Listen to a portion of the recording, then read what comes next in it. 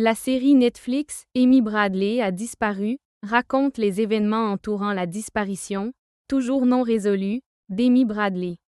Elle a disparu le 24 mars 1998 du paquebot de croisière Rhapsody of the Seas de la Royal Caribbean International. Son père, Ron, l'a vue pour la dernière fois vers 5h30 du matin, mais était introuvable une demi-heure plus tard. La disparition de la jeune femme de 23 ans a conduit la famille et les enquêteurs sur une piste qui n'a pas encore donné de résultats, mais qui a donné lieu à de nombreuses théories sur ce qui lui est arrivé au fil des ans. L'espoir du retour d'Amy Bradley a été maintenu en vie grâce aux observations. L'une des principales raisons du mystère persistant entourant la disparition d'Amy Bradley est l'absence de restes humains confirmant sa mort. Les enquêteurs ont d'abord pensé qu'elle était tombée de la rambarde du balcon où son père l'avait vue pour la dernière fois. Cependant, les agents locaux, comme les gardes-côtes et la police portuaire, pensent que les courants marins sont si forts dans cette partie de l'océan qu'ils auraient ramené le corps. Ou du moins certaines parties de celui-ci, sur le rivage. Si cette théorie est convaincante, il existe une autre raison pour laquelle les parents d'Amy s'accrochent à l'espoir de son retour. Au fil des ans, l'affaire ayant gagné en notoriété nationale, plusieurs témoins se sont manifestés pour révéler avoir croisé Amy à un moment ou à un autre, ce qui conforte l'hypothèse selon laquelle elle pourrait être encore en vie. Le premier à mentionner une observation fut David Carmichael. Selon lui, en août 1998, il se trouvait sur une plage de plongée prisée de Curaçao avec son ami lorsqu'une femme étrange s'est approchée de lui. Elle s'est approchée suffisamment près pour qu'il la voie clairement, mais avant qu'elle puisse dire quoi que ce soit, deux hommes l'ont encerclée, dont l'un a lancé un regard étrange à Carmichael. Le plongeur dit qu'il aurait oublié cette expérience sans le regard intense de l'homme étrange. Il sentait que quelque chose se tramait chez la femme et, plus intéressante encore, elle semblait vouloir lui montrer ses tatouages, dont un diable de Tasmanie, également celui d'Amy. Sur le moment, Carmichael n'y prêta pas beaucoup d'attention, mais ce n'est que plus tard qu'il découvrit le cas d'Amy Bradley en regardant une émission de télévision et la reconnut immédiatement. Il se souvint du tatouage ainsi que de l'homme, qu'il identifia comme Alistair Yellow Douglas. Les observations laissent présager un destin sombre et tragique pour Amy Bradley. Comme si cela ne suffisait pas à prouver qu'Amy était toujours à Curaçao, une autre observation fut rapportée quelques années plus tard. En 1999, Bill Hefner débarqua à Curaçao. À l'époque, il était officier dans la marine américaine et il lui restait 2 ans avant de pouvoir prendre sa retraite. En quittant son navire, il s'aventura dans les quartiers les plus sombres de la ville et finit dans un bar où il rencontra 2 femmes. Dès que l'une d'elles s'éloigna un instant, la seconde se tourna vers lui et lui dit qu'elle s'appelait Amy Bradley et qu'elle était piégée avec de mauvaises personnes. Elle lui demanda de l'aide, tout en précisant qu'elle ne pouvait pas s'enfuir, car les personnes à qui elle devait de l'argent étaient trop dangereux. Hefner quitta le bar, mais ne signala pas l'incident. Il n'était pas encore au courant du cas d'Amy Bradley. De plus, il craignait d'avoir des ennuis s'il en parlait à quelqu'un. Car on l'interrogerait alors sur les raisons de sa présence dans ce secteur. Ce n'est que bien plus tard qu'il apprit les recherches pour retrouver Amy Bradley. Ayant déjà quitté la marine, il n'avait pas à craindre de répercussions sur sa carrière.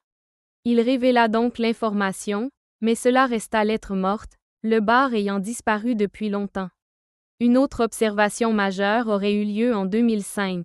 Judy Moorer et son mari étaient en croisière lorsque leur navire accosta à la Barbade. Les détails du jour de la disparition d'Amy sont apparus sous un nouveau jour. La théorie selon laquelle Amy avait été enlevée et victime de la traite des êtres humains a pris de l'ampleur lorsque les Bradley ont reçu un courriel anonyme contenant un lien vers un site web dédié aux travailleuses du sexe dans les Caraïbes. L'une des photos du site, qui faisait référence à une femme identifiée uniquement par le prénom « Ja », ressemblait étrangement à Amy, ce qui a conduit ses parents et beaucoup d'autres personnes à penser qu'Amy était peut-être encore en liberté. Quoique dans des circonstances très difficiles. Plus les Bradley y réfléchissaient, plus cela leur semblait plausible, surtout après avoir repensé à certains événements de la journée, qu'ils avaient initialement écartés comme insignifiants. Par exemple, au début, ils plaisantaient sur l'attention particulière que le personnel de croisière portait à Amy.